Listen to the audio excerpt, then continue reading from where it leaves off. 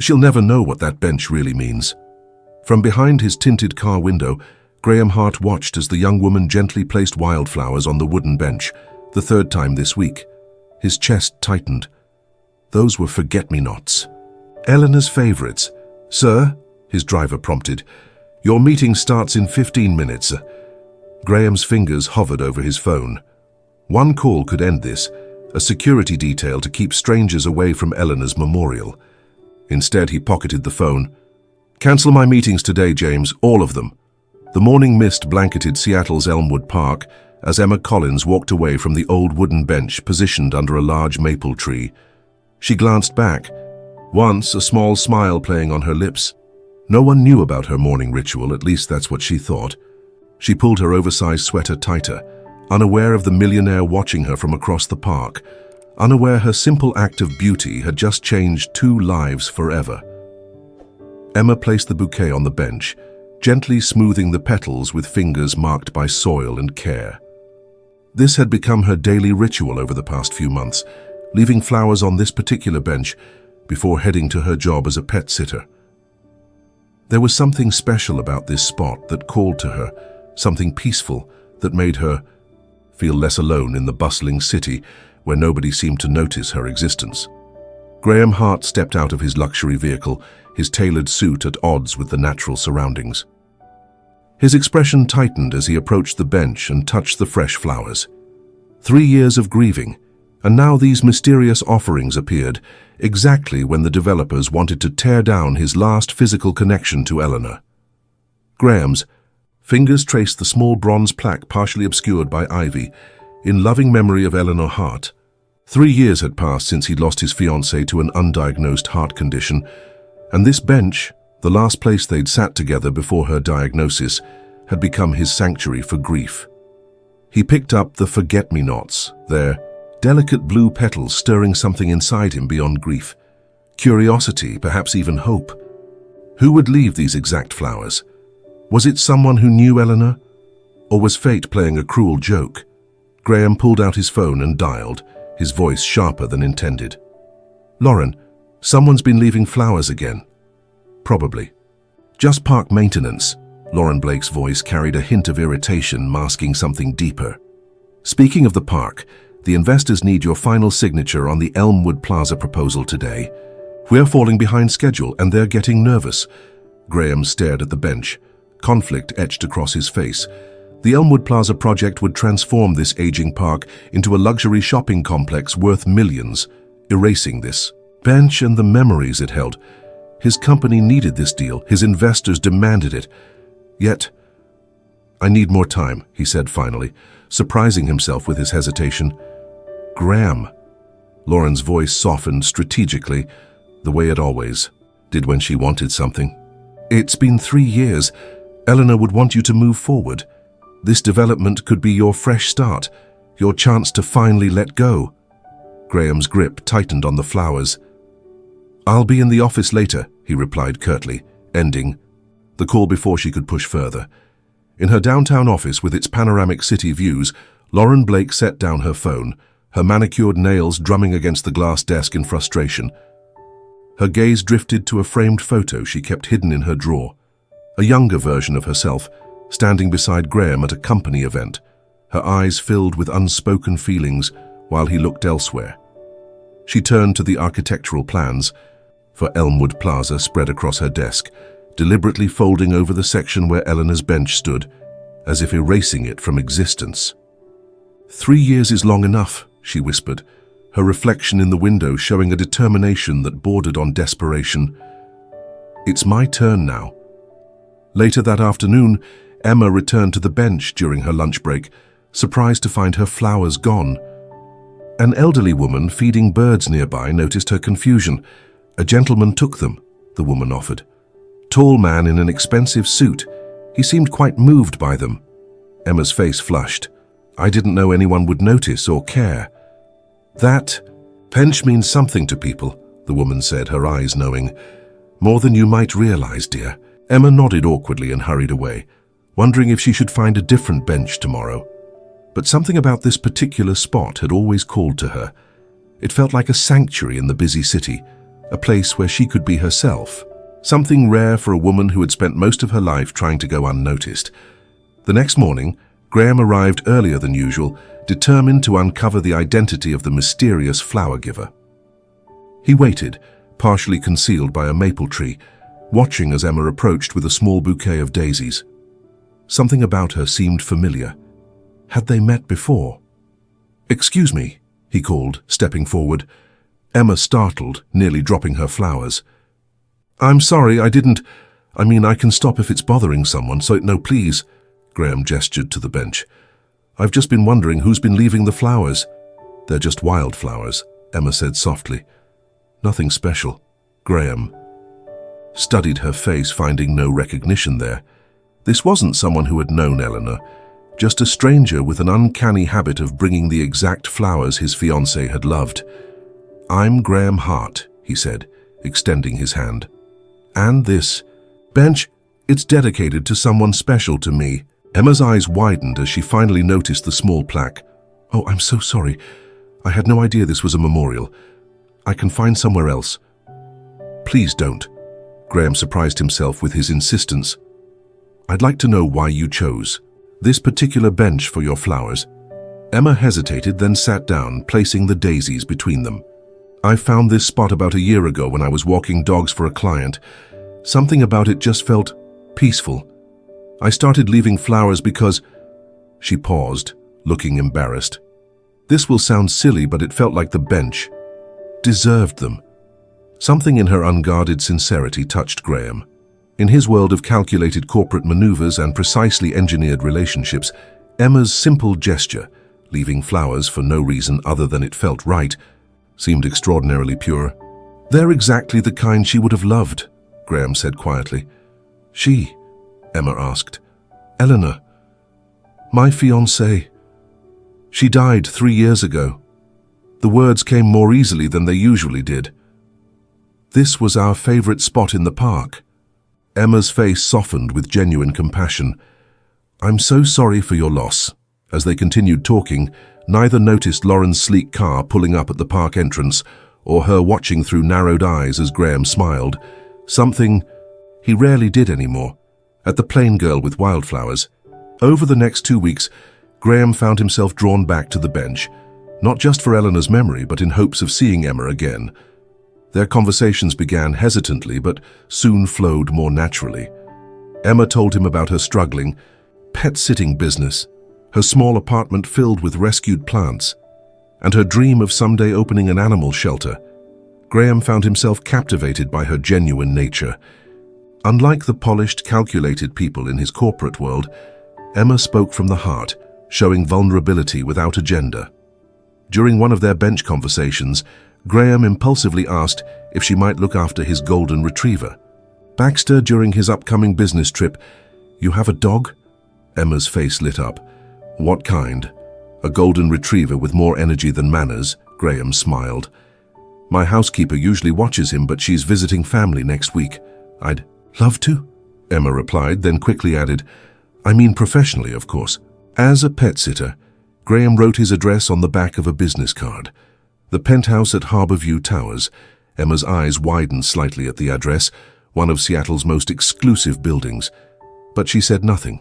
Meanwhile, at Graham's office, Lauren was growing increasingly concerned about his attachment to the park.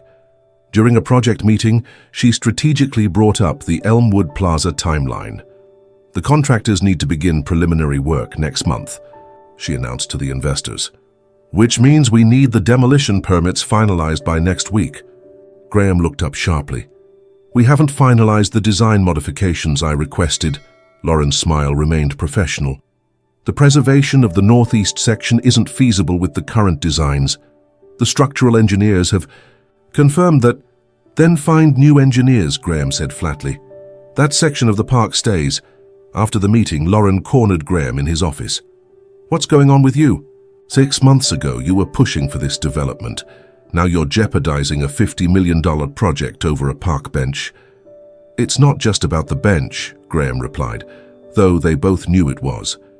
"Is it about that girl? The one leaving flowers?" Lauren asked, her tone carefully neutral, though her hands tightened around her tablet. I've seen you talking to her. Her name is Emma, Graham said, and she has nothing to do with this. Lauren's expression softened into practiced concern. Graham, I'm worried about you. First you cling to Eleanor's memory for 3 years, and now you're fixating on this garden girl. It's not healthy. I appreciate your concern, Graham replied coolly, but my personal life isn't a company matter. That weekend, Emma arrived at Graham's penthouse, feeling immediately out of place in the minimalist luxury of his home. Waiting in the expansive living room while Graham finished a business call, she nervously examined a collection of architectural awards displayed in a glass case. As she stepped back, she accidentally bumped into a side table, knocking over a silver-framed photograph. I'm so sorry, she gasped, quickly writing it. The photo showed Graham with a strikingly beautiful woman, both laughing on the very park bench where Emma left her flowers. The woman held a bouquet of wildflowers, forget-me-nots, daisies, and Queen Anne's lace, identical to what Emma had been leaving. That's Eleanor, Graham said quietly, having ended his call in time to see Emma examining the photo. She was beautiful, Emma said sincerely. And she liked wildflowers. Loved them, Graham corrected gently. She said they were more honest than store-bought arrangements. Persistence in unexpected places, she called them.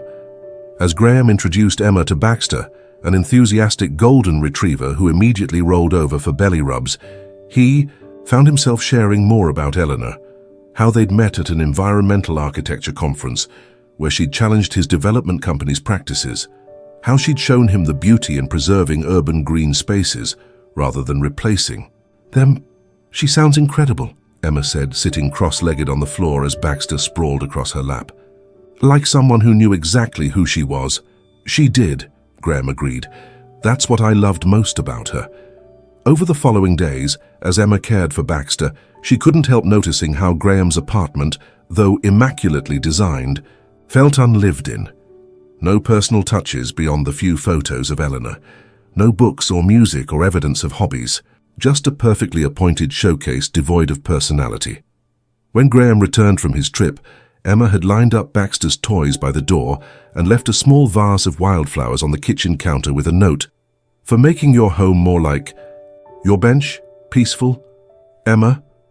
Graham called her immediately and invited her for coffee as thanks for taking such good care of Baxter. Their coffee meeting extended into lunch, and soon they were taking Baxter for walks in the park, together regularly. During these walks, Graham found himself laughing again, noticing small beauties he'd overlooked for years. Sometimes, Emma said during one of their walks as they watched bees visiting clover in the grass, the smallest things carry the most meaning, like wildflowers pushing through sidewalk cracks. They don't know they're not supposed to be. They just find joy in being. Her words struck Graham deeply. That evening he cancelled a business dinner and instead spent hours looking through old photos of Eleanor, not with the familiar pain, but with gratitude for the joy they'd shared. Lauren, however, was watching these developments with mounting concern. During project meetings, Graham began suggesting significant modifications to the Elmwood Plaza design. Greater green space, environmental features Eleanor would have approved of, and most troublingly, preservation of the northeast quadrant of the park. After one particularly heated meeting where Graham rejected a cost-saving measure that would have increased the building's carbon footprint, Lauren decided it was time to intervene. She accidentally encountered Emma walking Baxter in the park and introduced herself as Graham's close colleague and friend. Graham's been through so much, Lauren confided, her voice warm with feigned concern. Eleanor's death nearly destroyed him. We were all so worried. Emma listened uncomfortably as Lauren continued. The hardest part for him is the guilt. Of course. Guilt? Emma asked, unable to hide her confusion. Oh, Lauren's eyes widened in perfectly rehearsed surprise. I assumed he told you. The car accident happened because they were arguing. Eleanor wanted to postpone the wedding. Graham was driving. She trailed off, letting Emma's imagination fill in the blanks. That's why he's so determined to replace this park with something grand. He needs to erase the memories. Graham is planning to demolish the park, Emma asked, stunned. The Elmwood Plaza project has been in development for years, Lauren said. Construction begins next month. Surely he mentioned it. Her sympathetic smile didn't reach her eyes. Oh dear, I've put my foot in it, haven't I? Please don't tell Graham I said anything. He's so private about these things. The revelation left Emma reeling. That evening, when Graham called to invite her to dinner, she politely declined, claiming a sudden influx of pet-sitting appointments. Graham knew something was wrong. Emma's texts became brief and infrequent.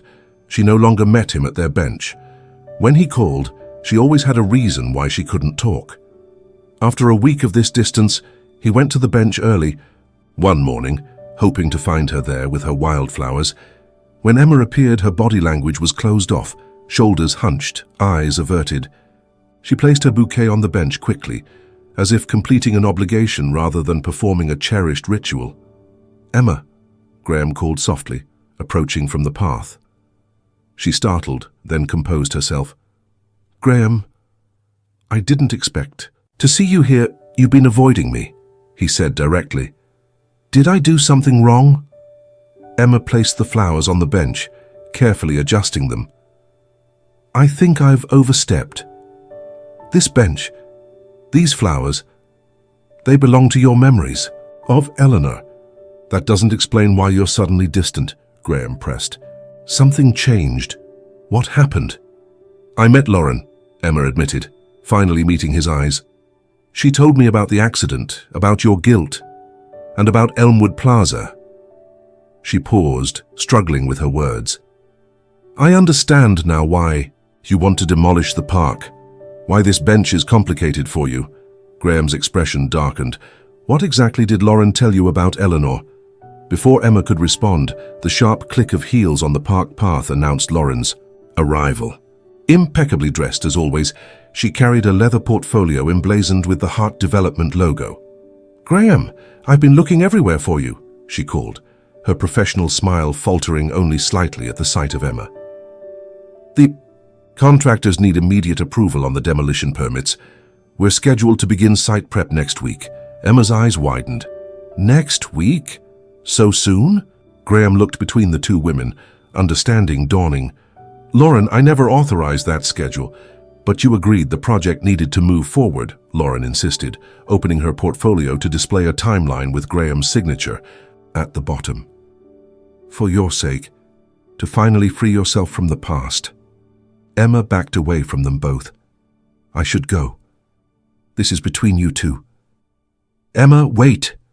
Graham called, but she was already hurrying down the path. Lauren touched his arm sympathetically. "Let her go, Graham. She was becoming a distraction. The board is concerned about your focus on this project." Graham pulled away from her touch. "Call an emergency board meeting for this afternoon. And Lauren, bring all the Elmwood Plaza documentation, everything." 4 hours later, in the Heart Development boardroom, Graham stood before the company's senior executives and investors. Lauren sat rigidly in her chair as Graham methodically dismantled her carefully constructed narrative. "Eleanor Hart did not die in a car accident," Graham stated firmly. "She died from an undiagnosed heart condition. There was no argument about postponing our wedding. There was no guilt to erase." He looked directly at Lauren. Only grief to process. He displayed modified architectural plans on the main screen. "These are the revised designs for Elmwood Plaza that incorporate the preservation of the northeast quadrant of the park. Designs that Ms. Blake repeatedly claimed were structurally impossible." One of the investors leaned forward. "These designs look entirely feasible. Why were we told otherwise?" "Because Ms. Blake has been manipulating information." Graham replied coldly. "She accelerated the demolition timeline without authorization, concealed viable design alternatives, and deliberately sabotaged my personal relationships to maintain control over the project." Lauren rose to her feet. "That's absurd. Everything I've done has been for the good of this company. And for you, Graham. You've been stuck in grief for 3 years. This development was supposed to be your fresh start." "A fresh start I never asked for," Graham countered. "You decided what was best for me without my consent." You invented stories about Eleanor's death.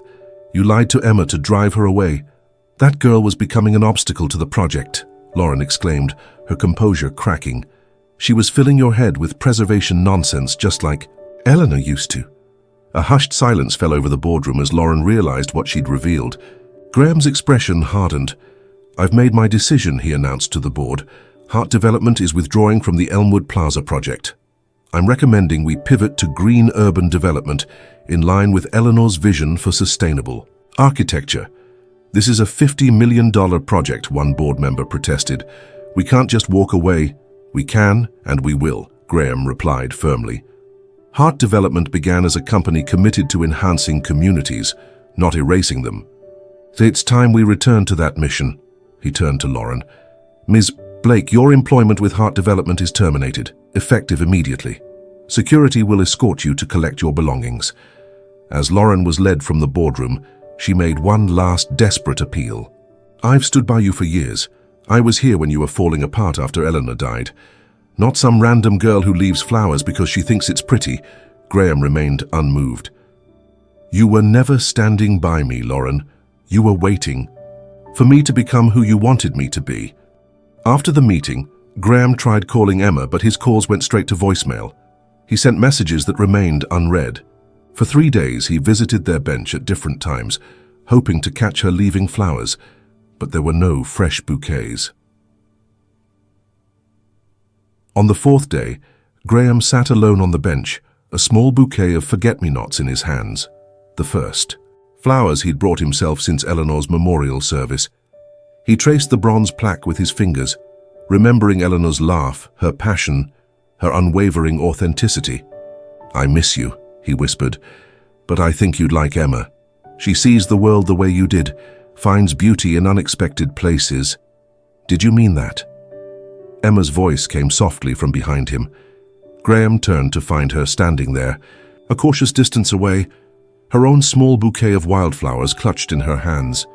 "Every word," he replied, standing. "Emma, Lauren lied to you. About everything." "I know," Emma said quietly. "After I left that day, I realized her story didn't match what you'd told me about Eleanor. So I did some research." She stepped closer. "I found Eleanor's obituary online. It mentioned her heart condition. There was nothing about a car accident." "Why didn't you call me?" Graham asked. "Because I wasn't sure where I fit anymore." Emma gestured to the bench, the flowers. "This place holds so much of your heart already." "And then there's the development project. I've cancelled it," Graham said simply. "Elmwood Park stays exactly as it is." Emma's eyes widened. "But Lauren said it was worth millions. Some things matter more than money," Graham replied. "Eleanor taught me that, and you reminded me." He gestured to the bench between them. "May I?" When Emma nodded, he sat beside her, their flower bouquets resting together. "I need to tell you something," Emma said after a moment, her voice barely above a whisper. "About why I really chose this bench." She took a deep breath. "I didn't pick it because it was beautiful or perfectly situated. I chose it because sitting here made me feel less alone. Something about it felt healing." Graham smiled, understanding completely. That's exactly why Eleanor loved this spot too. Over the following weeks, Graham and Emma rebuilt their connection, this time with complete honesty between them.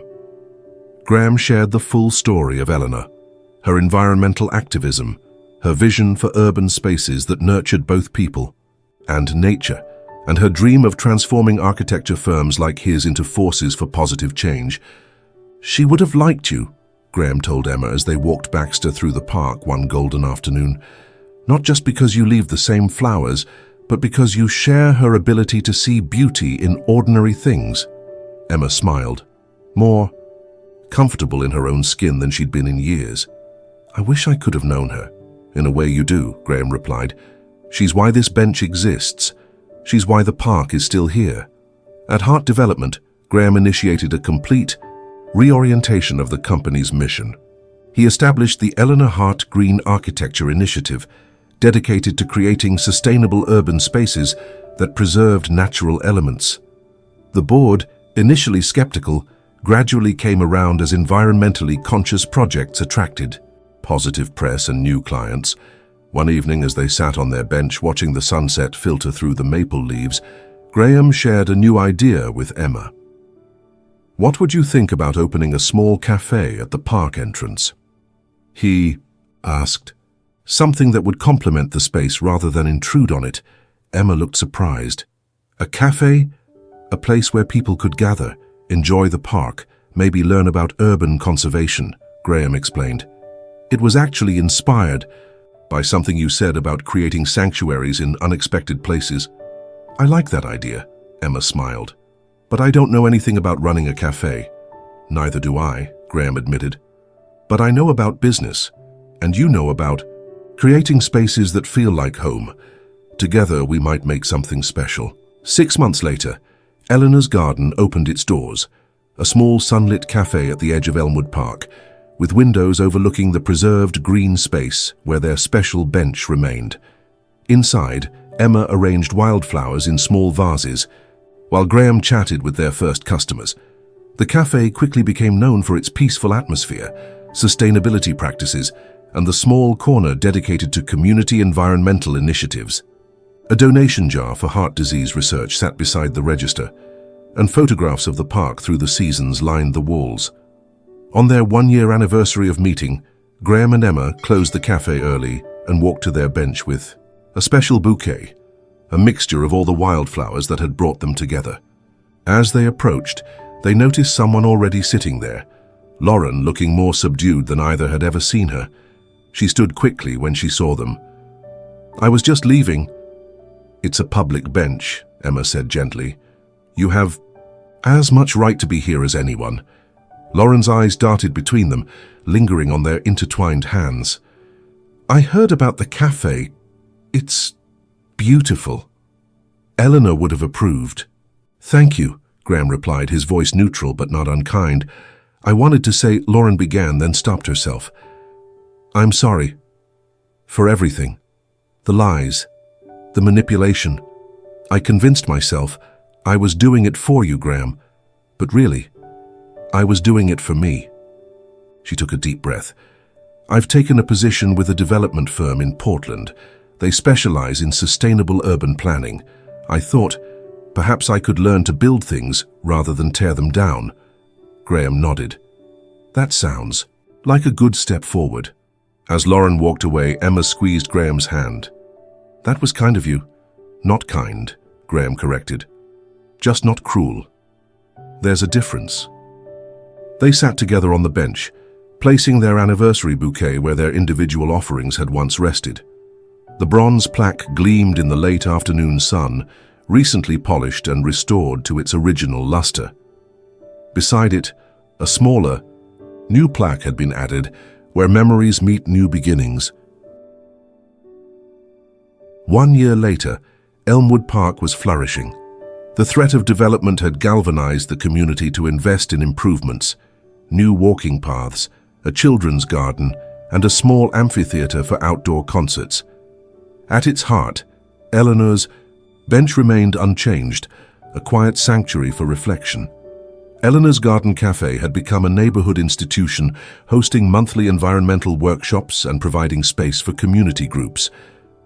Emma's natural warmth and Graham's business acumen had created something neither could have managed alone, a thriving business that honored both the past and the future. On a crisp autumn morning, an elderly customer commented on their partnership as Emma served her tea. "You two complement each other perfectly," she observed. "How did you meet?" Graham, arranging pastries behind the counter, smiled at Emma.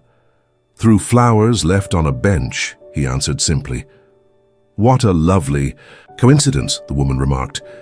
"I don't believe it was coincidence," Emma replied, sharing a meaningful look with Graham. "Some connections are meant to find their way to each other, even through loss."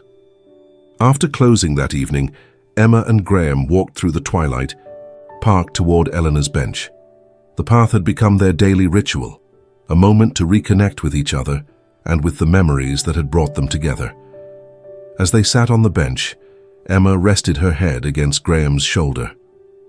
"Do you ever wonder what would have happened if Lauren hadn't interfered?" if she hadn't told me those lies? Sometimes, Graham admitted. But in a strange way, her deception forced us to confront the truth. About Eleanor, about the park, about what really matters. And what does matter? Emma asked softly. Honoring the past without being trapped by it, Graham replied.